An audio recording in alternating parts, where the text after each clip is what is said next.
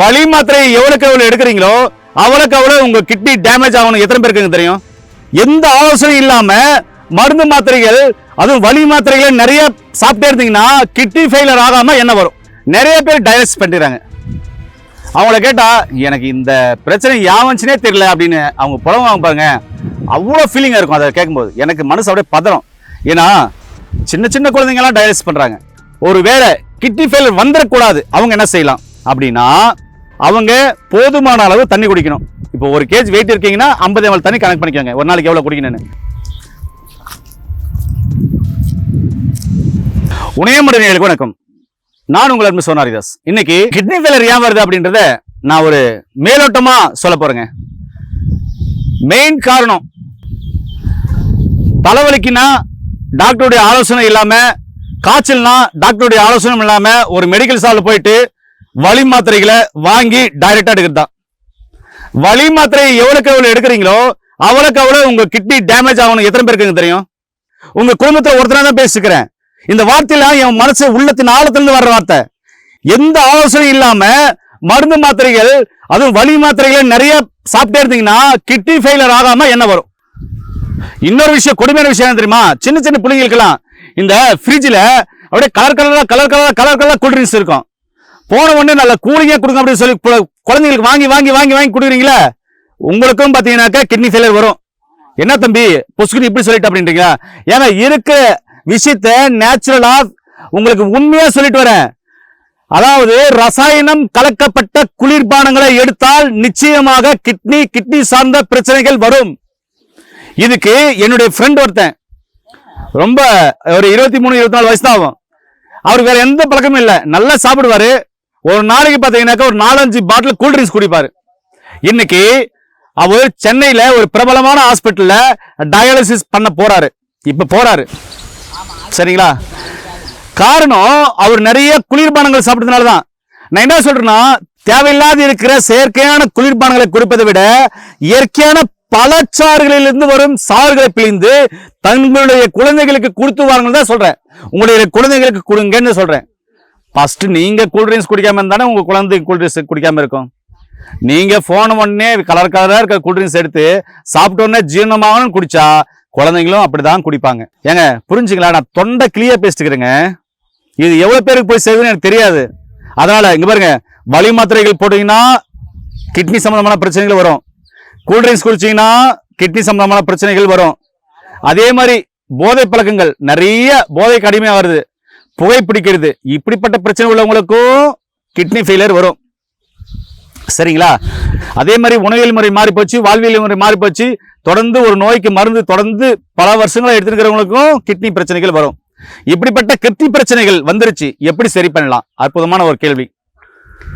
Kidney பிரச்சனை வந்து dialysis பண்ணிட்டுக்கிறவங்களுக்கு ஒரு உணவு சொல்றேன், அந்த உணவை தினமும் கொடுத்துருவாங்க.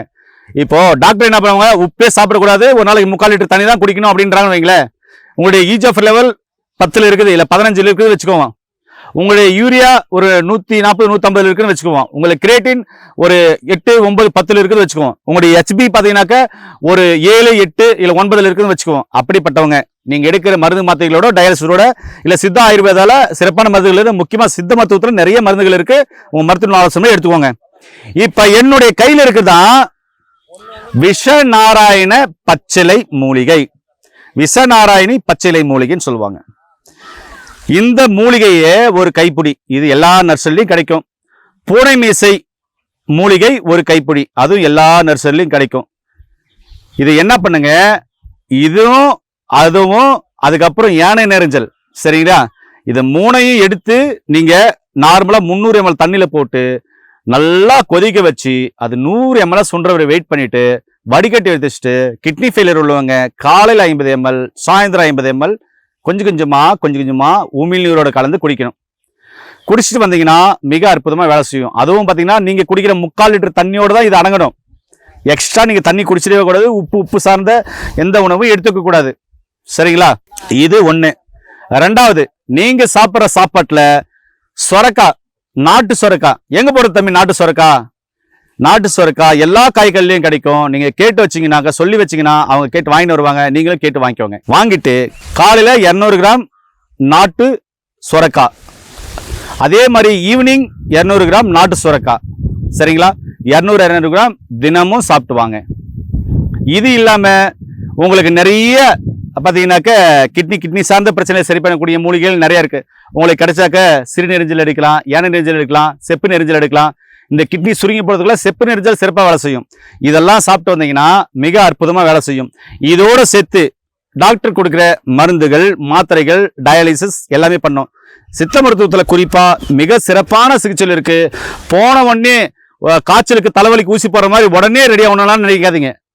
டயாலிசிஸ் பண்றவங்க படிப்படியா குணமாகும். வெயிட் பண்ணி சித்தாவில் கம்பல்சரி ட்ரீட்மெண்ட் எடுத்தீங்கன்னா உங்களுக்கு அற்புதமா குணமாகும். 94 வயசு பாட்டி அம்மாக்கு கிட்னி ஃபெயிலியர் இருந்துச்சு, ஹார்ட் சம்பந்தமான பிரச்சனை இருந்துச்சு, பிபி இருந்துச்சு, சுகர் இருந்துச்சு.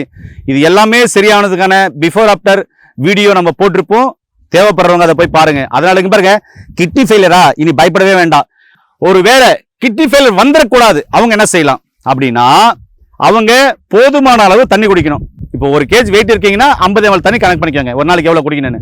அப்போ ஒரு நாளைக்கு நீங்க எவ்வளவு வெயிட் இருக்கீங்களோ அதுக்கு தகுந்த மாதிரி நீங்க தண்ணியை எடுக்கிறது ரொம்ப ஆரோக்கியமானது. அதுவும் தாகம் எடுக்கும் போது தண்ணி குடிக்கணும், சரிங்களா?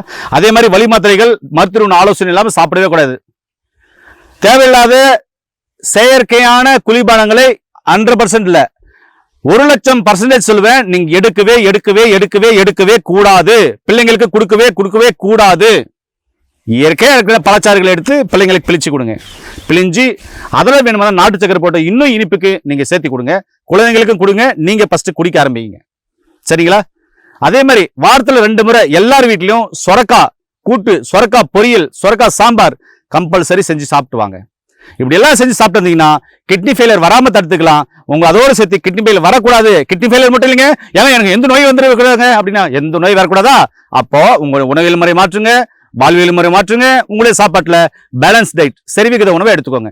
சரிவிகித உணவு என்னென்ன அப்படின்றது நிறைய வீடியோகள் போட்டிருக்கேன், அதையும் பார்த்து நீங்க தெரிஞ்சுக்கோங்க. கிட்னி சார்ந்த பிரச்சனை உள்ளவங்க நீங்க கசாயம் வச்சு குடிங்க. இது எனக்கு ரொம்ப பிடிக்கிறதுனால நான் அப்படியே சாப்பிட்றேன். கிட்னி ஃபெயிலியர் வரக்கூடாதுனாலையும் மாசத்துக்கு 2 முறை 3 முறை 4 முறை இதுல சூப் வச்சு, இந்த கீரை, அப்புறம் மூக்கரட்டு கீரை, பூனைமீச கீரை, இது மாதிரி நிறைய கீரைகள் இருக்குங்க. இதெல்லாம் வச்சு அதெல்லாம் முருங்கைக்கீரை இதெல்லாம் போட்டு சூப் வச்சு குடிக்கலாம், சரிங்களா? இது எனக்கு ரொம்ப பிடிக்கும், நான் அப்படியே சாப்பிட்றேன். ரொம்ப நல்ல டேஸ்டா இருக்கும்.